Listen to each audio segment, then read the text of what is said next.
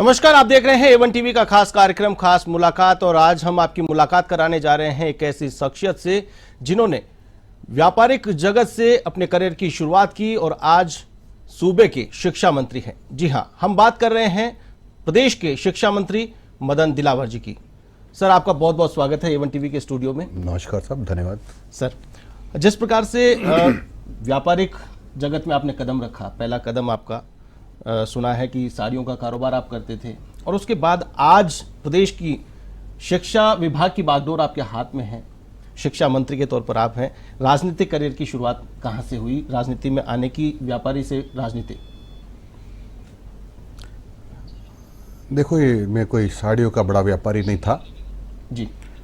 मैं तो एक सामान्य से छोटे से गांव में पैदा हुआ हूं जहां 50 घरों की बस्ती है जी। तो शुरुआत मेरी हुई है क्योंकि आर्थिक दृष्टि से हमारा परिवार बहुत गरीब था।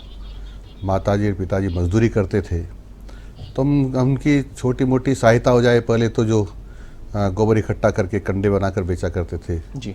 फिर गांव में शहर से सब्जी खरीद के लाते थे।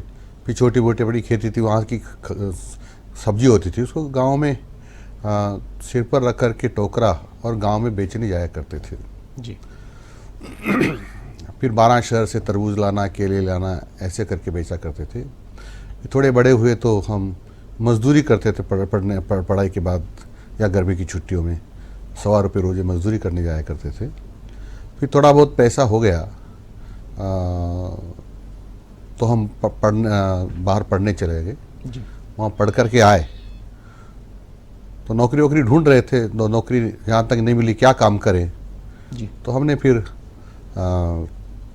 कपड़ा खरीदा। कपड़ा खरीद करके उसको साइकिल पर बांधा, गांव जा कर के, और सब प्रकार के कपड़े जैसे पेटीकोट है, महिलाओं का लुगड़ा है, साड़ी है, ये बेचा करते थे जी। शुरुआत तो राजनीति में मेरी रुचि नहीं थी,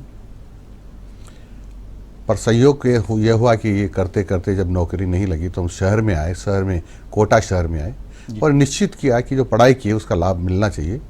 तो कौन को इंजीनियरिंग से संबंधित जो काम मिलेगा तो करेंगे जी।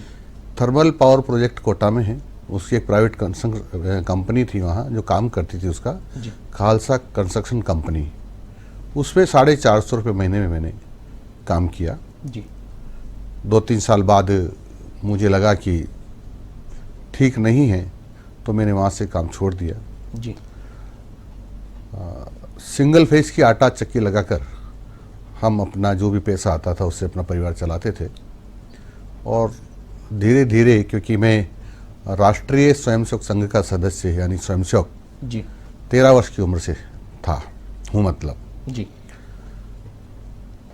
तो मेरे को संघ ने कहा कि भाई तुमको बजरंग दल का काम करना चाहिए। तो मैं बजरंग दल का काम करता था।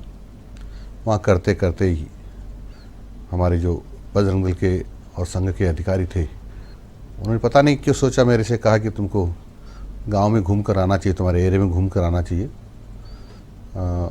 मैंने कहा मैं तो अभी गांव में तो जाता ही रहता हूँ, पर उनका शायद मंतव्य दूसरा होगा जी। तो उन्हें फिर 1 महीने के बाद कहा कि आपको गाँव में घूम के आना चाहिए, आपको चुनाव लड़ना है। तब मैंने मेरे पिताजी को कहा कि जी मेरे को चुनाव लड़ने के लिए बोल रहे हैं। बोला नहीं, किसी कीमत पर नहीं लड़ना है और अपन को तो काम करना है, मजदूरी करते हो तुम, तो कोई नौकरी मिल जाए तो कर लेना। खैर अंत में ये हुआ कि टिकट लेके उस समय के जो मेरे सहयोगी थे या हमारे मेरे से प्यार करते थे, वो टिकट लेके आ गए। बोला आपको चुनाव लड़ना ही पहले कहा हुआ था जी। तो वहाँ से मेरी और राजनीति की शुरुआत हुई है जी। और आप आज शिक्षा मंत्री के तौर पर आप प्रदेश में काम देख रहे हैं, शिक्षा विभाग आपके जिम्मे है। एक ऐसा विभाग जहां पर अगर देखा जाए तो सबसे बेहाल है और आम आदमी के टारगेट पर शिक्षा और चिकित्सा, ये 2 ही विभाग ऐसे हैं जहां पर सबसे बड़ी आम आदमी की क्रिटिसाइज होती है।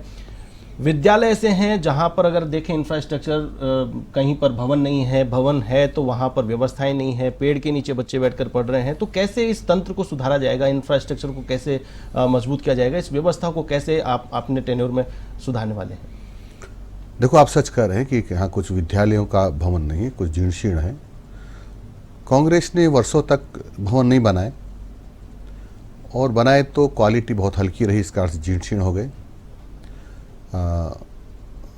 मैंने माननीय भजन लाल जी शर्मा साहब जो हमारे मुख्यमंत्री, उसके नेतृत्व में निश्चित किया है कि चरणबद्ध तरीके से, एक साथ तो सबको ठीक नहीं कर सकते जी, क्योंकि बहुत बड़े धन की जरूरत है, चरणबद्ध तरीके से सभी विद्यालयों की दशा को सुधारने की कोशिश करेंगे, ताकि कोई भी बच्चा पेड़ के नीचे न पड़े, न ही उसको ये डर रहे कि ये स्कूल की बिल्डिंग गिर जाएगी तो मेरे साथ कोई अनहोनी घटना हो जाएगी।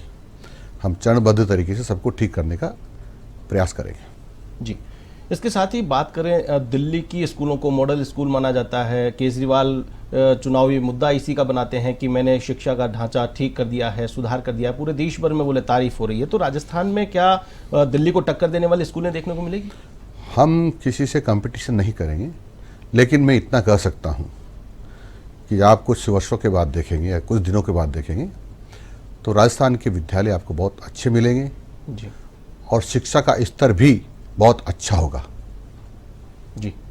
इसके अलावा बात करें सर, निजी स्कूलें जिस पर नियंत्रण होना जरूरी है। बहुत सारे पेरेंट्स होते हैं, उनकी शिकायतें रहती है फीस को लेकर के, किताबों की मनमर्जी रहती है, किताबों की ड्रेस को लेकर के वसूली की मनमर्जी की शिकायतें आती है। तो ऐसे क्या आपके विभाग के द्वारा कोई नियंत्रण किया जाएगा, उनके ऊपर भी कोई डंडा चलाया जाएगी ताकि वो एक सीमित दायरे में रह करके काम करें? देखो, निजी विद्यालय जो हैं सरकार का सहयोग कर रहे हैं। मैं आपको जानकारी देना चाहूँ कि राजस्थान में सरकार 82 लाख बच्चों को पढ़ा रही है जी, और निजी विद्यालय 85 लाख बच्चों को पढ़ा रहे हैं, और इसमें से 95% विद्यालय ऐसे हैं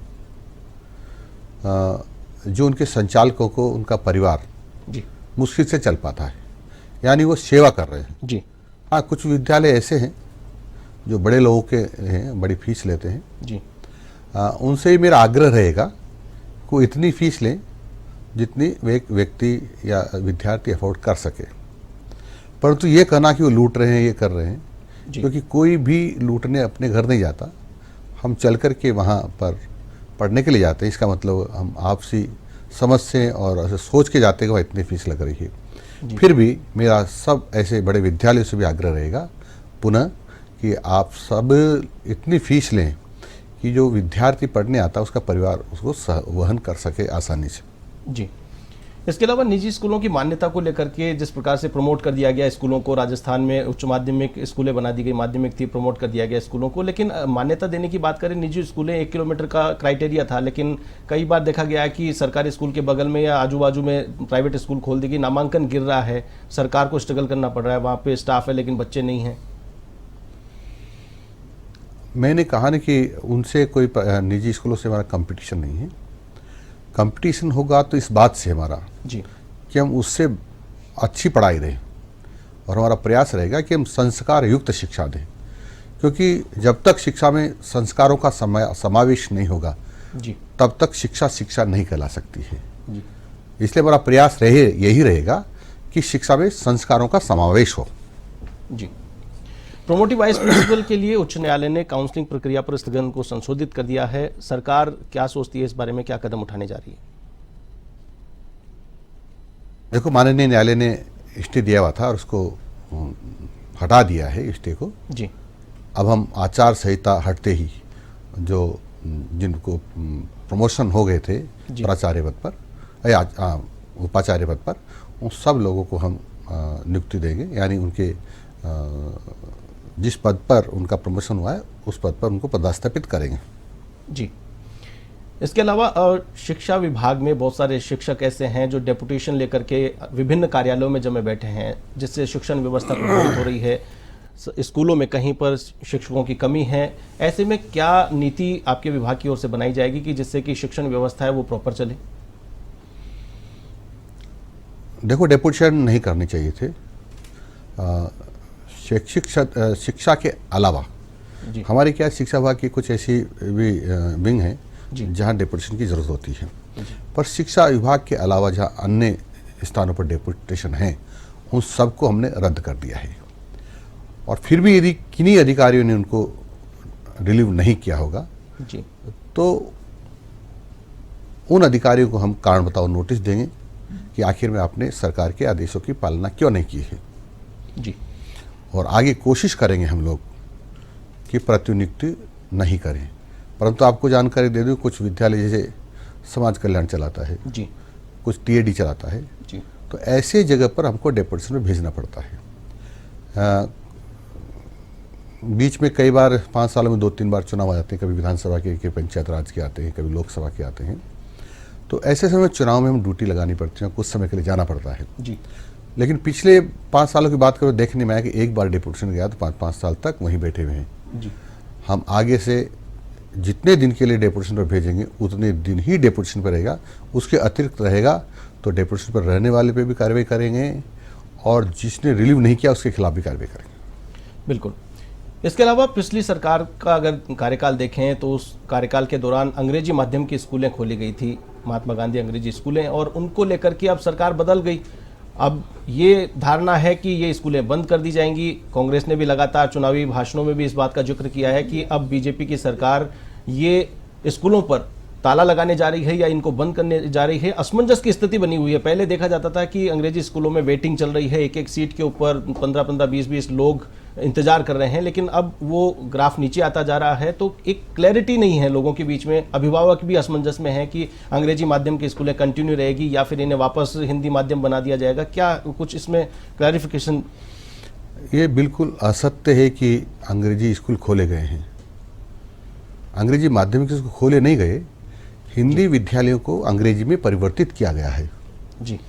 विद्यालय खोलना चाहिए था, अच्छी बात है, लेकिन कक्षा 1 से जी। खोलना चाहिए था कि कक्षा 1 का बच्चा अंग्रेजी पढ़ेगा, अंग्रेजी माध्यम से, फिर दूसरी क्लास में जाएगा, फिर तीसरी क्लास में, चौथी क्लास में जाएगा, 5वीं में जाएगा, इस प्रकार से पढ़ेगा।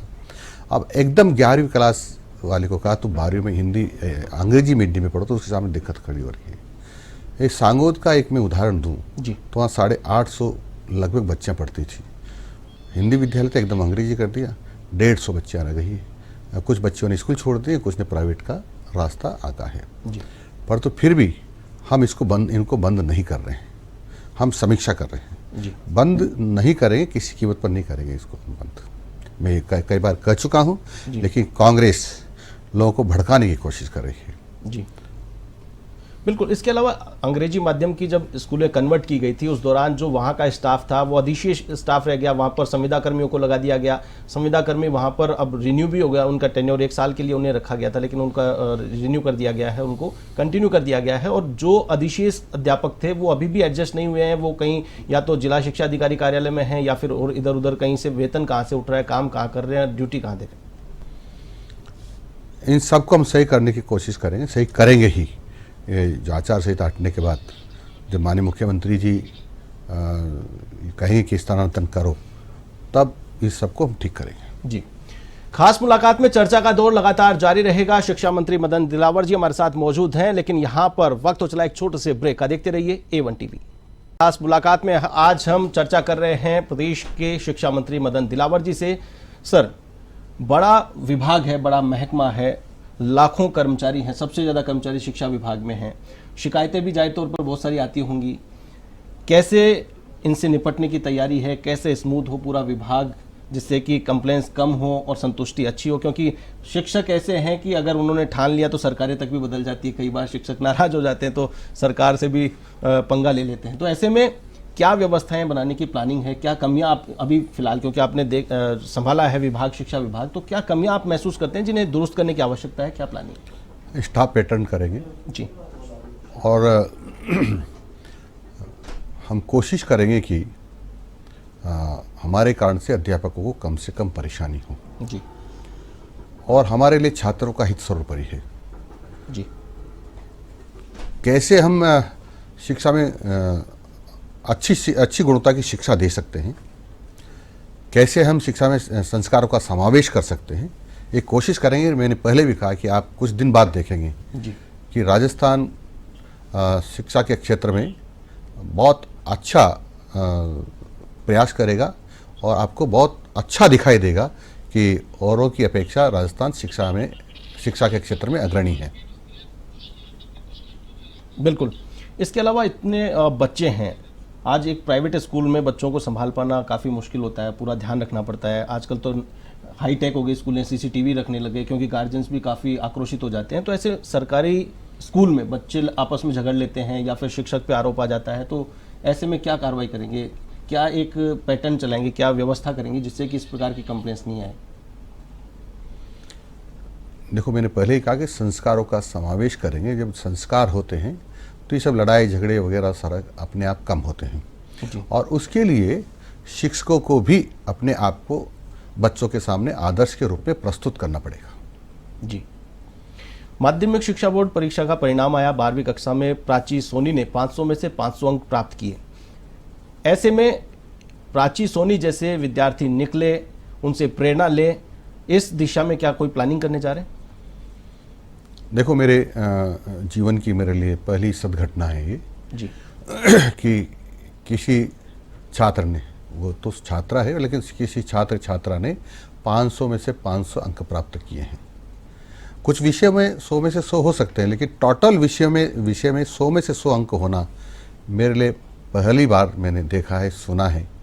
और ऐसी बहन का मैंने जाकर के स्वागत किया है, ये मेरे लिए पहली घटना है।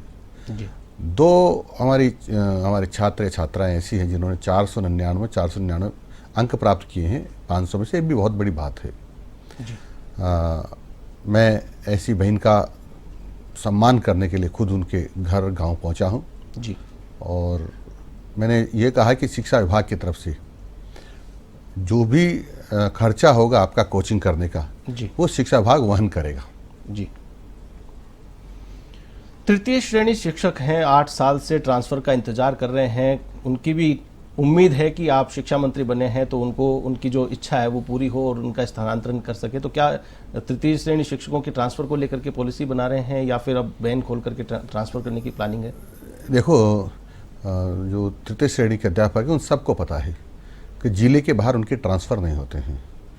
जो सेकंड ग्रेड के टीचर्स हैं उनको सबको पता है कि संभाग के बाहर ट्रांसफ़र नहीं होते हैं। यदि किसी मजबूरी वश करने पड़ते हैं तो उनकी सीनियरिटी रद्द हो जाती है।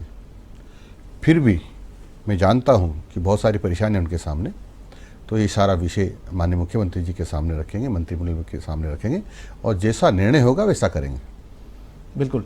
स्किल डेवलपमेंट की बातें मोदी जी भी करते हैं और आप भी, जैसे कहा जाता है स्कूलों में सर्वांगीण विकास बच्चों का होता है, तो सर्वांगीण विकास हो, क्या स्किल डेवलपमेंट की जब रोजगार के लिए आवश्यकता होती है तभी उसको स्किल को डेवलप करने की बात की जाती है? क्या स्कूलों से ही स्किल डेवलपमेंट की कोई तैयारी है? देखो, राष्ट्रीय शिक्षा नीति आ गई है जी 2020 से देश में लागू हो गई है। दुर्भाग्य हमारा कि राजस्थान में इससे पूर्व कांग्रेस की सरकार थी जी और उसने उसको लागू नहीं किया। जी अब हम चरणबद्ध तरीके से राष्ट्रीय शिक्षा नीति को लागू करेंगे। उसमें सब प्रावधान है कि पढ़ाई के साथ साथ रोजगार का प्रशिक्षण भी दिया जाएगा। जब 12वीं पास करके विद्यार्थी निकलेगा और वो किसी कारण से आगे नहीं पढ़ना चाहता तो अपना रोजगार स्वयं करने की स्थिति में होगा। बिल्कुल। राष्ट्रीय शिक्षा नीति लागू हो गई लेकिन पिछली सरकार लगातार विरोध करती रही, तो क्या लगता है क्या राजस्थान शिक्षा के क्षेत्र में पिछड़ गया, डिले कर दिया गया? अब अग्रणी होता, कहीं आगे होता, अगर समय रहते इसको लागू कर लिया गया होता? ये सच कह रहे हैं आप कि राष्ट्रीय शिक्षा नीति समय पर लागू नहीं करने से हम और प्रदेशों से पिछड़ गए हैं। अब हम कोशिश करेंगे कि जो उसमें प्रावधान है उसके अनुसार चरणबद्ध तरीके से राष्ट्रीय शिक्षा नीति को लागू करेंगे। जी। इसके अलावा आप पर्यावरण प्रेमी हैं, कई बार देखा गया है कि बहुत ही उत्साह के साथ, अमूमन देखा जाता है मंत्री होते केवल हाथ लगा देते हैं और दूर से फोटो खिंचा के रवाना हो जाते हैं, लेकिन आपको देखा गया कि बिल्कुल आत्मीयता के साथ आपने इच्छा शक्ति के साथ में पौधारोपण किया और संदेश देने का प्रयास किया। तो क्या स्कूलों से पर्यावरण को जोड़ करके इनोवेशन करना चाह रहे हैं? देखो, आप सब देख रहे हैं कि कितनी गर्मी पड़ रही है जी। और राजस्थान में तो ऐसे समाचार भी आ रहे हैं मीडिया के माध्यम से जी कि कुछ लोगों की मौत भी हो गई है। इसका कारण ये है कि हमारे यहाँ पेड़ों को कटाई होती है और पेड़ों को लगाया उस अनुपात में कम जाता है। जी इसके कारण से टेम्परेचर लगातार बढ़ रहा है और यदि अधिक पेड़ होते तो शायद जो ये गर्मी है उसकी तपन कम हो सकती थी, परंतु वह नहीं हो पा रहा है। जी। हम ये कोशिश करेंगे कि अधिक से अधिक पेड़ लगाएं ताकि गर्मी कम हो, लोग समय से पूर्व जिनकी मौत ना हो। जी। ये प्रयास हमारा रहेगा और इसके लिए हमने एक योजना बनाई है। जी। वह हमारी योजना है एक पेड़ देश के नाम। जी। एक पेड़ देश के नाम अमृत महोत्सव, अमृत पर्यावरण महोत्सव के नाम से इस कार्यक्रम को हम अंजाम देंगे और पूरे राजस्थान के लोग इसकी अगुवाई करेंगे। पूरे राजस्थान के लोग, जिसमें पूज्य संत महात्मा भी होंगे, हमारे समाज सेवी भी होंगे, शिक्षाविद भी होंगे, तुम्हारे किसान भी होंगे, तुम्हारे छात्र भी होंगे, यानी समाज में जो लोग रहते हैं सबका साथ लेकर के इसको जन आंदोलन बनाएंगे। जी। और जन आंदोलन बना करके हम 8 अगस्त को अमृत पर्यावरण महोत्सव का नाम देकर इस कार्यक्रम को 8 अगस्त को अधिक से अधिक पौधे राजस्थान में लगे, ऐसा हमारा प्रयास रहेगा। मैं समझता हूँ इसमें सबने हमको सहयोग देने का आश्वासन दिया है। बहुत सारे साधु संतों से मेरा मिलना हुआ है, उन्होंने हमको आशीर्वाद दिया है कि इस बात इसमें हम पूरी तरह से आपके साथ हैं, इसका प्रचार प्रसार करेंगे, इसकी उपयोगिता को बताएंगे, उनके प्रवचनों में चर्चा, इस प्रकार की चर्चा वो सब करेंगे और राजस्थान सरकार के जितने भी विभाग हैं वो सब इसमें सहयोग करेंगे ताकि हम राजस्थान में अधिक से अधिक अमृत पर्यावरण महोत्सव के दिन एक पेड़ देश के नाम इस कार्यक्रम को हम सफलतापूर्वक पूरा करेंगे। जी। मंत्री जी, आप बेबाक अपनी बात रखते हैं, मुखर वक्ता के रूप में आपको जाना जाता है, लेकिन कई बार ऐसे दृश्य सामने आते हैं जब आप किसी विभाग के मंत्री हैं और किसी शिक्षक के पैर छू लेते हैं तो एक बिल्कुल 360 डिग्री चेंज, आपका एक दूसरा एंगल जनता के बीच में जाता है, क्या कहेंगे? नहीं, देखो, मैं तो सामान्य गांव का आदमी हूं और जो मुझे लगता है कि ये बहुत अच्छे संत हैं, बहुत अच्छे विचारों की महिला है या बहुत अच्छे पुरुष हैं जी, तो स्वतः ही उनकी नमन करने की इच्छा होती है। आप जिस संदर्भ में कहना चाह रहे हैं जी, सीकर जिले की एक हमारी माननीय शिक्षक हैं जी, उनके कार्यक्रम में उन्होंने मुझे बुलाया था जी, और सरस्वती माँ की मूर्ति का अनावरण करना था। मैंने अनावरण करने के बाद जब मंच पर बैठा मैं, और जो कई लोगों ने उनके बारे में जानकारी मुझे दी कि ये बहन जी ने आज तक 8-9 साल हो गए नौकरी लगे, एक पैसा भी घर के खर्चे में खर्च नहीं किया, सारा का सारा पैसा शिक्षा में लगाया है। कहीं कमरा बनाने में लगाया है, कहीं इसको जीर्णोद्धार करने में लगाया है, बच्चों की ड्रेस बनाने में लगाया है, बच्चों की किताबें बनाने में लगाया है। तो लगा कि वास्तव में सच में तो सरस्वती माँ यही हैं। बिल्कुल। इसलिए स्वतः ही दिल से मन से इच्छा हुई कि मैं इनको प्रणाम करूं और वो प्रणाम मैंने किया था ताकि औरों को भी मिसाल मिले और भी। बिल्कुल बिल्कुल बिल्कुल बिल्कुल। चर्चा का दौर लगातार जारी रहेगा। खास मुलाकात में शिक्षा मंत्री मदन दिलावर जी से चर्चा करेंगे, लेकिन यहां पर वक्त तो चला एक और छोटे से ब्रेक का, देखते रहिए। खास मुलाकात में चर्चा कर रहे हैं प्रदेश के शिक्षा मंत्री मदन दिलावर जी से। सर, पेपर लीक एक बड़ा मुद्दा रहा, पिछले चुनाव की बात करें या फिर विधानसभा चुनाव की बात करें, बीजेपी ने लगातार उस वक्त की सत्ता में कांग्रेस रही उसको घेरा, पेपर लीक को लेकर के बड़ा मुद्दा बनाया गया, बेरोजगारों के साथ खिलवाड़ किया गया है, युवाओं के साथ छलावा किया गया है। आपके सरकार में भी बहुत सारी कार्रवाइयां देखी गई हैं। पेपर लीक बड़ी चुनौती है और ये हर साल जब भी परीक्षा होगी तो इस अग्नि परीक्षा से आपको भी गुजरना है। क्या विशेष तैयारियां की जा रही है जिससे कि पेपर लीक पर रोक लगाई जा सके, पेपर लीक ना हो? क्या लूप होल्स थे पिछली सरकार ने जिसके चलते, क्योंकि आपने टारगेट पे लिया तो इसका मतलब कहीं ना कहीं सरकार भी जिम्मेदार थी जिसके चलते कि पेपर लीक हुआ? ये कहना बिल्कुल गलत है कि पेपर लीक हुए हैं। पेपर तो इस सरकार के कारिंदों के द्वारा ही जानबूझ करके स्ट्रांग रूम से निकाल करके बेचे गए हैं।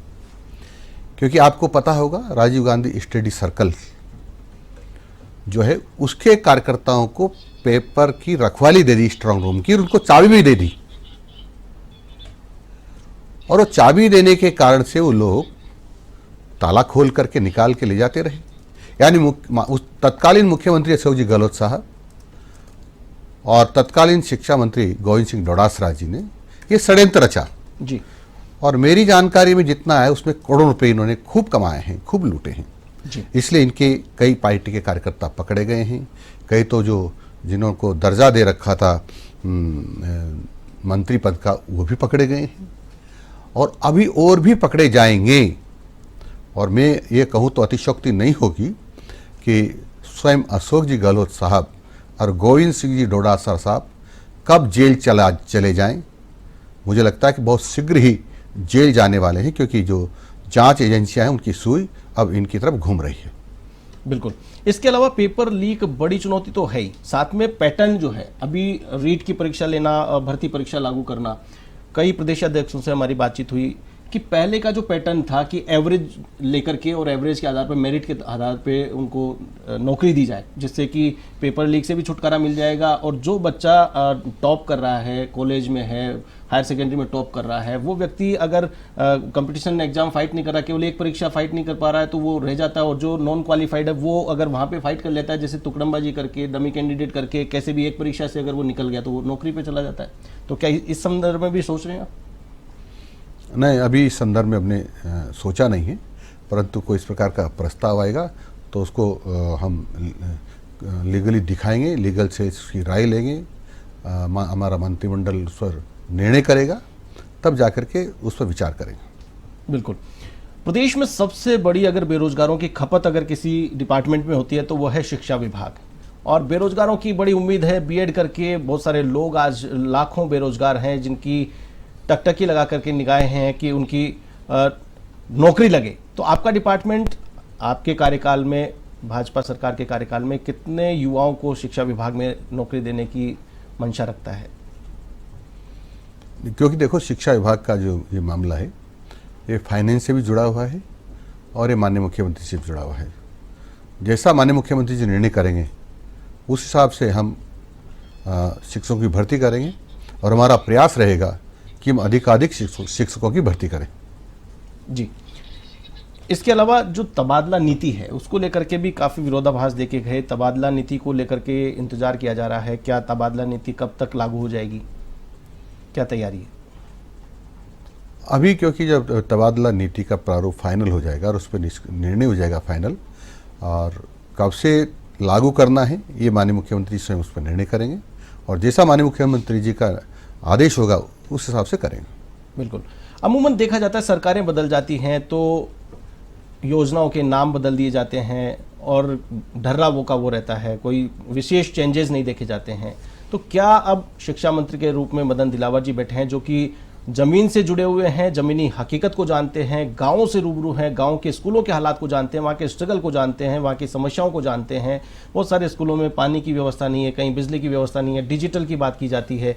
ऐसे में क्या नवाचार देखने को मिलेंगे जिससे कि एक रोल मॉडल के रूप में राजस्थान का शिक्षा विभाग, राजस्थान की स्कूलें देखने को मिले? देखो, कांग्रेस राज में कुछ विद्यालय खुले,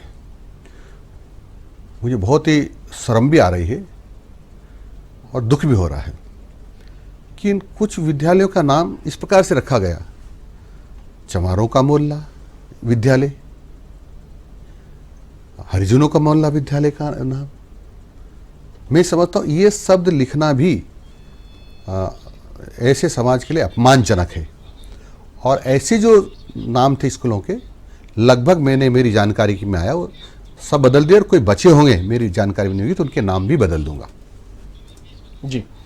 इसके अलावा आपके बयान जो आते हैं वो चौंका देते हैं, सारे कर्मचारी एक बार तो सख्ते में आ जाते हैं। जैसे आपका बयान आया नमाज को लेकर के आया, पूजा पाठ को लेकर के आया कि बीच में स्कूल से जाएंगे तो कार्रवाई होगी। इसके अलावा मोबाइल को लेकर के भी आपने एक बात कही कि अब शैक्षणिक कार्य में लगे हुए जो लोग हैं उन्हें मोबाइल इस्तेमाल करने की छूट नहीं होगी, उस पर भी बैन लगाने की तैयारी है। देखो, मैंने ये कहा है कि बालाजी, भेरू जी नमाज पढ़ने के नाम पर कुछ लोग स्कूल छोड़ जाते हैं, पढ़ाते नहीं हैं और इसके नाम पर घूमते रहते हैं। तो मैं समझता हूँ इससे विद्यार्थियों का नुकसान होता है और जो शिक्षा हम बच्चों को देना चाहते हैं बच्चों को शिक्षा मिल नहीं पाती है। इसलिए ये तो पहले से ही था, अभी से कि नया कोई निर्णय नहीं है, लेकिन हम उसकी पालना करवा रहे हैं। किस प्रकार से कोई भी विद्यालय समय में इन कामों के लिए बाहर न जाए। बिल्कुल, लेकिन जो शिक्षक हैं उनका कहना ये है कि उन्हें बहुत सारे गैर शैक्षणिक कार्यों में भी लगाया जाता है, सरकार के कई ऐप हैं उनको भी यूज़ करना होता है, तो ऐसे में कैसे मुमकिन होगा? देखो जो अपने मोबाइल की बात कही है जी, हमने कभी नहीं कहा कि मोबाइल स्कूल में ले जाएं। हमने कहा कि मोबाइल क्लास में नहीं ले जाएं, और मोबाइल को प्रधान जो हमारे संस्था प्रधान है जी, उसके पास रख दें, उसकी रेक में रख दें, जी, और हमारे जो प्रधानाचार्य होंगे या संस्था प्रधान होंगे उनका मोबाइल खुला रहेगा। जी, जब भी कोई विशेष बात होगी, सूचना देनी होगी, तो सूचना संस्था प्रधान के पास आएगी और संस्था प्रधान शिक्षक को सूचना कर देगा। जहाँ तक इन्होंने कहा कि हमको इतनी सूचनाएं देनी पड़ती है, वो गलत बात है। मैंने सभी अधिकारियों को जो हमारे निदेशालय में बैठते हैं उन सबको कह दिया है कि जो हमारे पास साला दर्पण पर जो सूचनाएं उपलब्ध है वो नीचे नहीं मांगेंगे, और नीचे नहीं मांगेंगे तो उनको जो ये कह रहे हैं कि बार बार हमको सूचनाएं देनी पड़ती है, बंद हो जाएगी, इसलिए उसकी ज़्यादा ज़रूरत नहीं रहेगी अब। जी।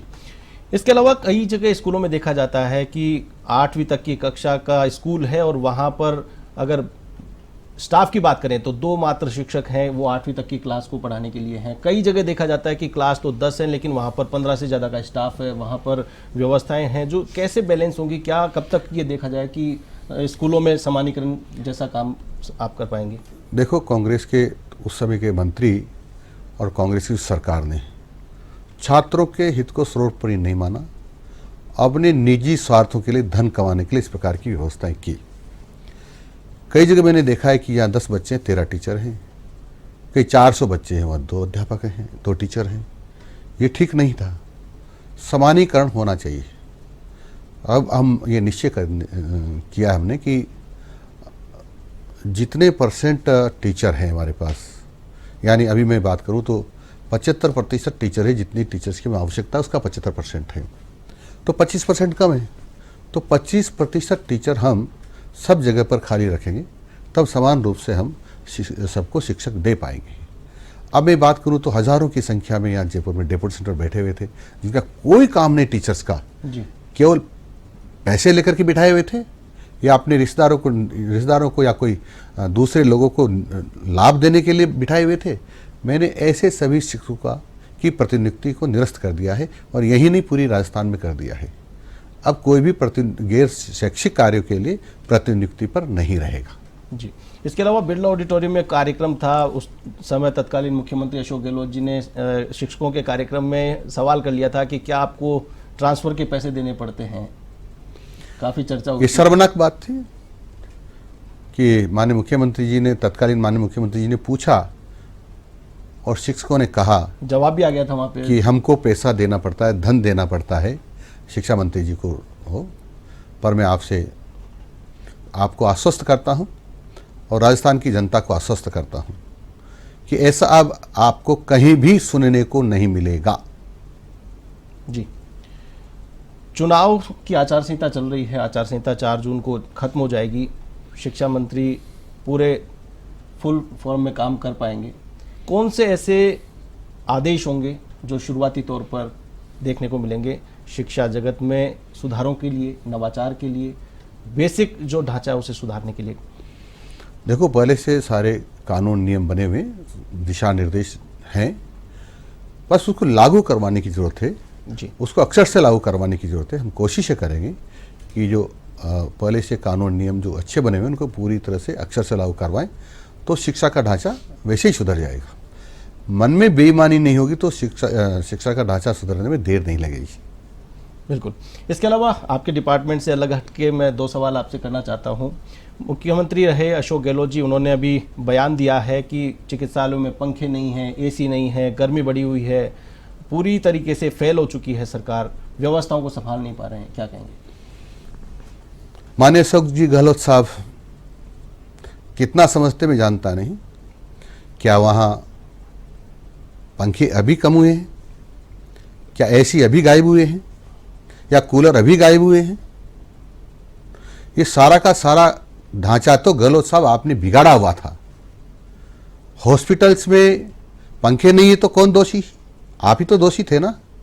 आप ही तो और पंखे नहीं, कूलर नहीं, अन्य इक्विपमेंट नहीं, तो उसके तो दोषी तो आप ही थे। अभी तो इस सरकार को वर्किंग डे कहें तो मुश्किल से 40 से 45 दिन मिले होंगे। हम धीरे धीरे सब प्रकार की व्यवस्थाएं माननीय मुख्यमंत्री जी के नेतृत्व में सुधार रहे हैं, लेकिन जो तुमने पाप किया है उसको प्रायश्चित तुम करो। और भगवान ने और जनता ने आपको सजा दे दी है, लेकिन जो व्यवस्थाएं आपने बिगाड़ करके इस सरकार को सौंपी थी उसको जल्दी से जल्दी हम ठीक करेंगे। बिल्कुल। जनता को कब तक ये जो बिगड़ा हुआ ढांचा जो कांग्रेस की सरकार ने बिगाड़ा है, और आप कब तक सुधार पाएंगे, कब तक जनता को राहत मिलती हुई नजर आएगी? देखो, ये सब चरणबद्ध तरीके से हम ठीक करेंगे जी। इसके अलावा देश भर में लोकसभा चुनाव चल रहा है। आपकी पार्टी के सर्वे सर्वा नरेंद्र मोदी जी 400 पार का नारा दे रहे हैं। राजस्थान में लगातार 2 बार 25 की 25 सीटें बीजेपी के खाते में गई है, और इस बार हैट्रिक को लेकर के सवाल उठाए जा रहे हैं। हैट्रिक को चुनौती दी जा रही है। विपक्ष कह रहा है कि हैट्रिक के मंसूबे पूरे नहीं होंगे। क्या कहेंगे? ये 400 पार नारा माननीय मोदी जी का नहीं है। ये 400 पार नारा देश की जनता का है। देश की जनता ये नारा दे रही है और वो पूरी कोशिश कर रही है कि 400 पार हो और माननीय मोदी जी तीसरी बार देश के प्रधानमंत्री बने। जी। पूरे देश भर में आपने भ्रमण किया है, देखा है देश का माहौल। क्या लग रहा है आपको जनता के मन में? जनता बिल्कुल आतुर थी और आतुर है कि कब वोट पड़े हैं। जहाँ वोट पड़ गए वहाँ तो अब आतुरता समाप्त हो गई कि वोट डाल दिया है। अब जहाँ वोट नहीं पड़े हैं वो आतुर हैं। आज भी कुछ जगह पर वोटिंग हो रही है। वो सब इस गुस्से में है कि कब वोट डालने जाएं और कब हम कमल के फूल को वोट दें, ताकि देश के प्रधानमंत्री वर्तमान हैं जो नरेंद्र जी मोदी, वो तीसरी बार फिर प्रधानमंत्री बने। प्रदेश में मिशन 25 की हैट्रिक बनेगी? निश्चित। चलिए, तमाम जानकारी साझा करने के लिए, हमारे साथ अपने अनुभव साझा करने के लिए, विजन साझा करने के लिए बहुत बहुत धन्यवाद आपका। बहुत बहुत शुक्रिया। तो ये थे प्रदेश के शिक्षा मंत्री मदन दिलावर जी, जिन्होंने बेबाकी से अपनी बात रखी और टीवी चैनल पर पहला इंटरव्यू दिया। शिक्षा मंत्री बनने के बाद शिक्षा विभाग को लेकर क्या विजन है, पूरी बात A1 टीवी के साथ साझा की। एक बार फिर से मैं धन्यवाद ज्ञापित करना चाहूंगा शिक्षा मंत्री मदन दिलावर जी का खास मुलाकात में। फिलहाल के लिए बस इतना ही। मुझे दीजिए इजाजत। नमस्कार।